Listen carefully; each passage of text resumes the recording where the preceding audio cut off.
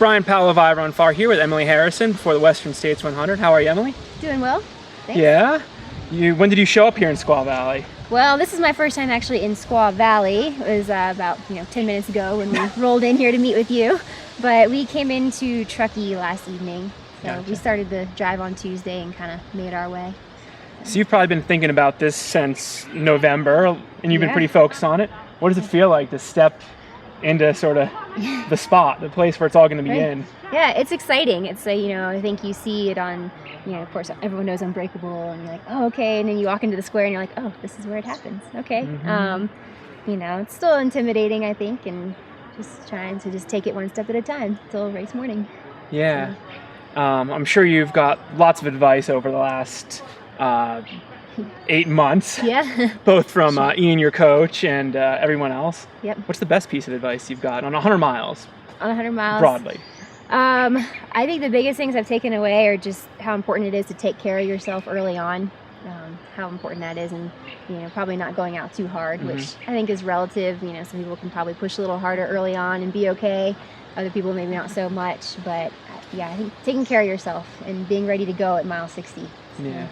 I mean, coming from a track background and cross country and a couple fast marathons, Yeah. what are you going to try to do to hold yourself back? Because it's going to be tempting to. We were Right. talking about running up to the peak. Right, exactly. I'm really going into it with going by feel, so there's not really any paces involved.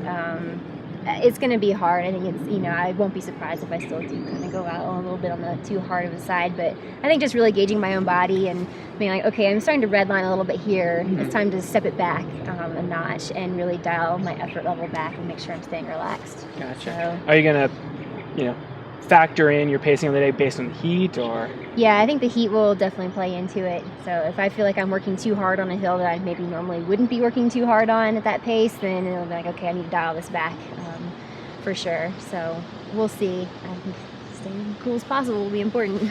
Totally. Have you ever had any great pieces of advice about Western States itself? I mean, every course is different, and this one has Right. a lot of history and a lot of people who've run it. So. Right. I still haven't seen the first 30 miles, so that will be a learning experience for sure, kind of seeing what's out there.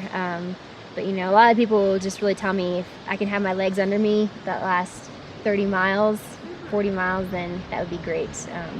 So I think that in my head is, that's where my strong suit is, as with my background, is being able to run those sections. But again, I have to be able to get to those sections in one piece and still be able to run. Totally. So. And there's two big factors that come into play with that at Western States.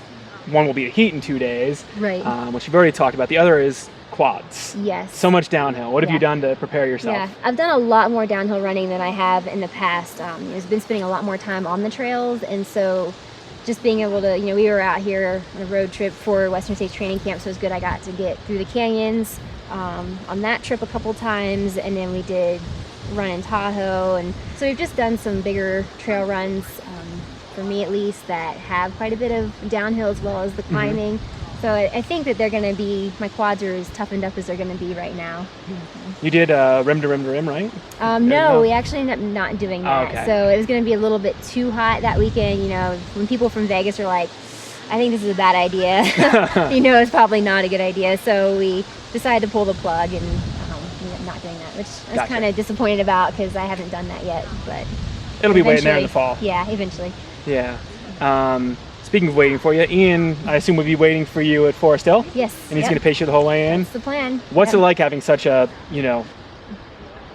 well-studied, intelligent, familiar pacer waiting for you for those last 40 miles, or 38 miles? Yeah, it's reassuring for sure. I think that he'll say the right things, and when I'm like, oh my gosh, I feel horrible, or this or that, and he'll be like, okay, well that's normal, or this isn't normal to feel, and I think it'll be nice having that experience and someone who is also not afraid to kind of push me. Yeah. I think he knows my limits. He knows, what I can do. So probably be nice to have someone. Are you looking for more of a carrot or a stick type of pacer? I don't know. Maybe a stick. Yeah. So, Well, best of luck out there and have thank you. fun. Thanks. Yeah. Thank you, Brian. Thank you so much. Yep.